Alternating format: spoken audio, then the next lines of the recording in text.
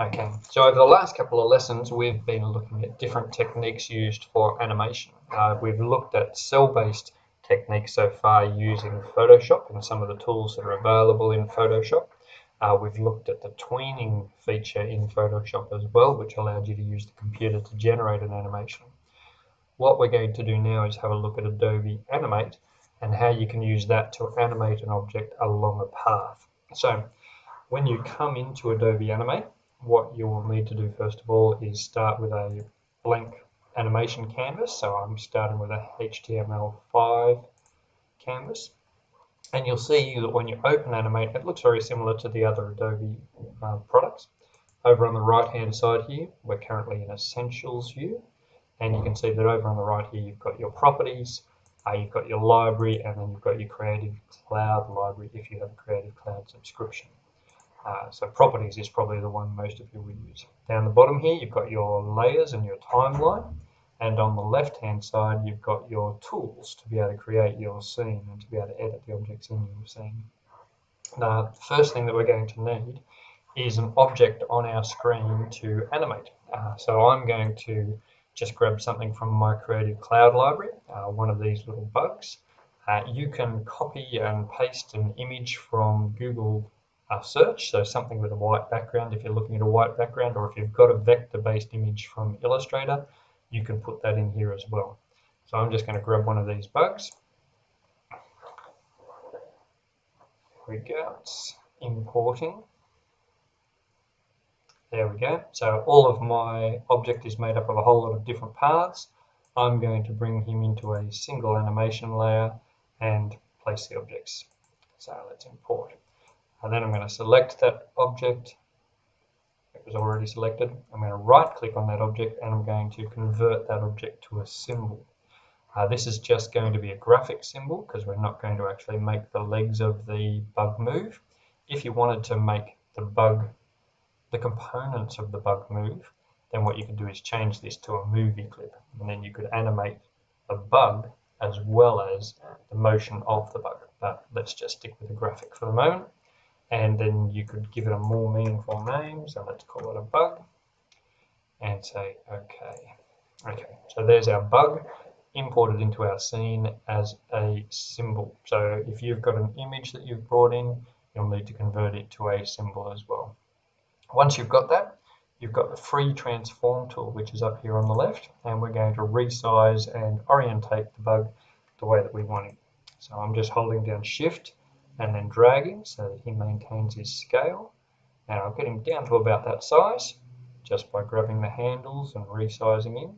If you move your mouse just outside the bug, you can see you get the rotate tool. And so then I can rotate my bug around in the direction that I want him to initially head off. Okay, and I'll also position him up in the top corner here. Okay, so we've now got our bug imported. We've used the free transform tool to resize him and position him where we want to start. Then I'm going to just choose my selection tool over here. You don't have to do that, but just for the sake of here, I'm going to go to my selection tool. And then I'm coming down here to my bug AI object, the object that I pulled in from here. Then I'm going to right click on frame number 1 and I'm going to create a motion tween. What that will do is give us the objects that we need for our tweening, or all of the parts of our tweening. You can see I've now got from frame 1 through to frame 25, and at the moment my selection tool is out here at frame number 24, that is, sorry. But at the moment my keyframe at the start and at the finish are in the same position, so it's not going to move. So while you've still got this selected at frame 25, we now need to move our bug to the position we want him to finish in, down there. And you'll see that the motion tween we created is now represented by this dotty path. Now at the moment he's only going to take 1 second to get there, so he's going to move a little bit too fast. So I'm going to not only move the bug, but I'm also going to move to the edge of the motion tween, and I'm going to drag that out to about 2 seconds. And you'll see when I do that, that the number of dots increases because the number of frames has also increased for that motion path.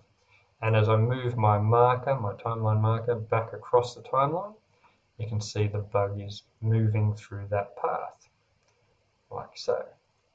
Okay, So now we want to modify our path a little bit. If you come up to the path, you'll see that when you've got your selection tool, you actually get these little reshape tool, let's call it. So you'll see that I get that the icon changes to modify the path. And what I can then do is I can drag my path in the new shape that I'd like it to go, like so. And you'll see that then my bug is going to follow this new path. Oh, by the way, you've got a play button down the bottom here, so you can actually see it happening in real time as well if you want it to play automatically. I just normally drag the timeline marker to watch my path move.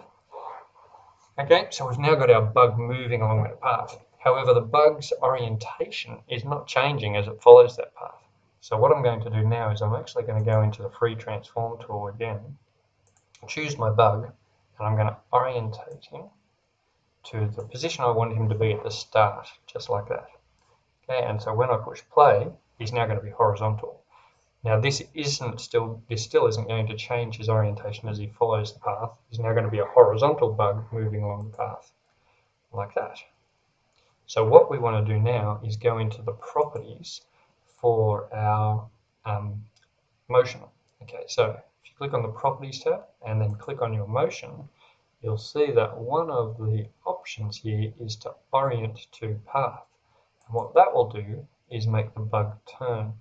Now there's going to be a little issue, I think, at the end. No, he looks pretty good. Look at that, beautiful. And so now as he goes through the motion, because I've ticked that box saying to orient to path, and I gave it the initial orientation, he's going to follow that path and actually look like he's walking along that path, like so. Hope that video has been helpful. Find an image for yourself of an ant or a fly or a little bug or something like that, or just create a shape in Adobe Animate using the shape tools and have a go at actually creating that motion following a path within Adobe Animate.